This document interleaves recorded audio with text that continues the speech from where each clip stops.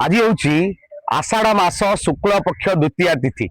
ए द्वितीय तिथि रे विश्व प्रसिद्ध रथ यात्रा से परिप्रेक्षी में आम आसी पहुंचीचु सालेपुर ब्लॉक अंतर्गत कटरपा रथदाण्ड। आपण मैंने देखुं सीधा सड़क दृश्य मो पछरे तीनोटी रथ विराजमान हो सारे। आम पाखरे अच्छा जड़े वरिष्ठ सेवायत पाखर प्रतिक्रिया ना। जय जगन्नाथ आज्ञा।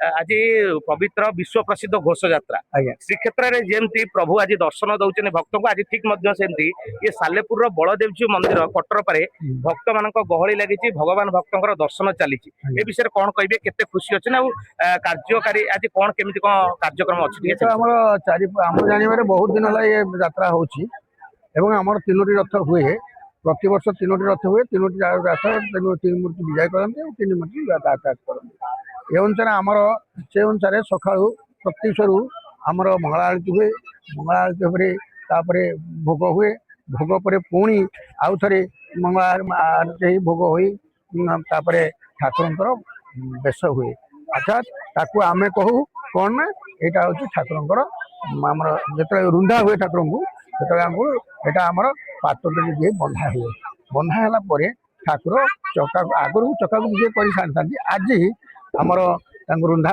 करा जाए शेष कौन करा जाए ना पहंडी विजय करा जाए। ये पहंडी विजय आमर ब्राह्मण माने एवं ये 36 पाठक ये गाँव में अच्छा आम गाँव में 36 पाठक अच्छा समस्ते सेवार नियुक्त होती। दैतापति सेवायत मान द्वारा प्रथमे गो पूजा करा जायतिला। परवर्ती समय आनंद उल्लास सहित सुदर्शन महाराज पहंडी विजयी रथ को विराजमान करा जायतिला। परवर्ती समय बड़ शांते बलिया शांत पहंडी एवं मां सुभद्रा पहंडी एवं जगन्नाथ पहंडी चतुर्थ मूर्ति पहंडी सुरुखुर होता। ये हूँ कटरपा रथदाण्डर सीधा सड़क दृश्य आप देखुं। तो आउ कि माँ मैंने आम पाखे अच्छा आज से पवित्र घोष यात्रा अवसर में सालेपुर कटरपा रथदाण्ड आसी पहुंची पाखर किसी प्रतिक्रिया ना। जय जगन्नाथ माँ कौन कह आज केमती अनुभूति अच्छी केते खुशी अच्छा बहुत खुशी हम जगन्नाथ को बहुत भल पाऊ। आम आसु गुणुपुर गुणुपुर बालीचंद्रपुर गुणुपुर बालीचंद्रपुर आप कटरपा सालेपुर आज्ञा ठाकुर आम भल पाऊ कौशिला ठाकुर उठी आस प्रभु को दर्शन कर जापारे पूरी प्रभु को दर्शन करने पलि आसलु।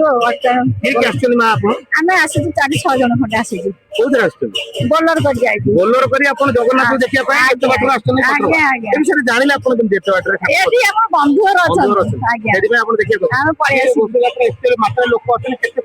बहुत खुशी हाँ देखी सारी खुशी बहुत खुशी।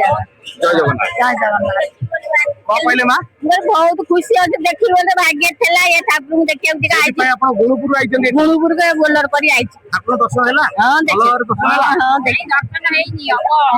अपेक्षा कर ठिया दर्शन कर। जय जगन्नाथ।